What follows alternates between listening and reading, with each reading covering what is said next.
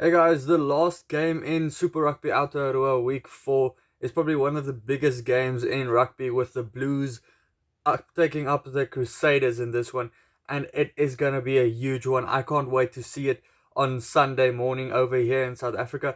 The two seasons so far for the two teams: the Blues 2 from 2, they beat the Hurricanes by 15, they beat the Highlanders by 22. The Crusaders, they also beat the Highlanders by 13, beat the Hurricanes by 17, and then they beat the Chiefs last week by 22. That was probably the game they were pushed the closest, even though that margin is pretty big. That second half performance from after that 60th minute from the Crusaders was probably their best one. The Blues, they are up against it in history. They haven't beaten the Crusaders since 2014, so they have quite a point to prove in this one in Auckland this weekend. Getting into the two teams, there's a few changes for both sides, just a couple of tweaks here and there. The two front rowers for the Blues have been changed, with Laulala and Hodgman coming in. It's two All Blacks on the starting team and two All Blacks on the bench. So the Blues are backing their scrum against a very strong Crusaders scrum itself, with Joe Moody and Michael Alalatoa at number 3. Cody Taylor continues at number 2, who's been in brilliant form so far this year, just taking the ball at the back of a ruck or sometimes an open play as well, and just running with it and causing havoc for defenses. Tulai, he's also impressed me so far this year. Then the two captains, both being number 4, with Tupeluta going up against Scott Barrett, Sam Whitelock and Goodhue. These two lock pairings are probably two of the best lock pairings New Zealand rugby has, and two of the most experienced lock pairings New Zealand rugby has.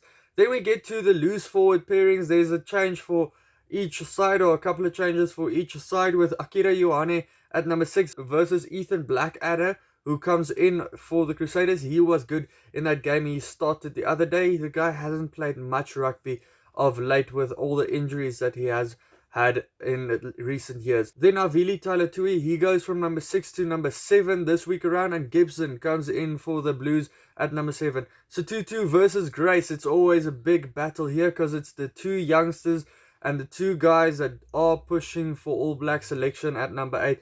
They are both brilliant players, very similar type of players. Also goes up in the line out, both of them, and both of them like getting the ball in open play and start running with it. The loose forward combinations for both sides, not one of them are really out and out fetchers of the ball. Both of the teams are gonna go for running over the sides and cleaning out well and so on. Then we get to the scrum halves. Bryn Hall, he gets his 100th game for the Crusaders. Quite an achievement for him. Jonathan Ruru, he's in at number 9 for the Blues again this week. Otere Black continues at number 10. He's been steering around the Blues quite well this year around, building on that form of last year. Richard Mahunga, what can you say? The best number 10 the All Blacks could have in their team. He's been brilliant so far. That little steps of his just gets the Crusaders into great gaps all over the park, and he just sniffs out gaps for guys outside of him all the time. Then we get to number 12 with Plummer and David Havili. Havili is in good form at the moment at number 12, which isn't his regular position. Harry Plummer also actually at number 10 in 12, and he's been playing good there as well. Rico Ioane versus Jack Goodhue. It's two All Blacks going up against each other. That's always a big one as well. The guys will want to prove what they can do against each other, because Rico Ioane still wants to prove that he can be an All Black number 13. Then we get to the two wingers with Caleb Clark and Fainga Anuku. Both of them are similar type of wingers, big guys that's very quick, and they can go over you very easily. Sevu Reese at number 14. Try and tackle him if you can. Very difficult to bring down. Bryce Heem makes his debut for the Blues this week, and he's a well-travelled and experienced guy the Blues might need in that backline. They don't have too much experience in the backline, even though they have big names there. Will Jordan at number 15 for the Crusaders. He's been in good form, and he's starting again this week with Pirafita on the opposite side. On the benches, there's a couple of changes as well for both teams. Both teams' props are changed, with Tuinga Kwafe and Tuinga Fasi over there for the Blues. Like I said, two All Blacks, so they can round out the game quite well. George Bauer, he's been scrumming quite well. Oliver Jaeger, we'll see the first time what he's going to do this year around. Danshi and Cowley Tiote, they've been in good form in this year so far, rounding out games. Mitchell Drummond and Chout, they'll see that Drummond is a 9, Chout is a flank, or Chwat, or I'm not sure how to say his surname. So here we see that the Blues are going to go with a 6-2 split.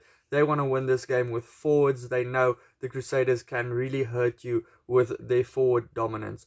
Then Finley Christie is the number 9 on the bench for the Blues, and they also bring on TJ Fayane. Guys, it's probably going to be one of the best battles we've seen between these two teams. If you have to make a prediction here, looking at the two teams, both of them picked their strongest side. Who would go against the Crusaders in this one? But it's such a difficult one. I'd go for the Crusaders to win this one by 4 points. Let me know your prediction down in the comments below. Also, check out these videos next to me. Hit the subscribe button if you do like the channel. And then I'll see you for the next one. Cheers.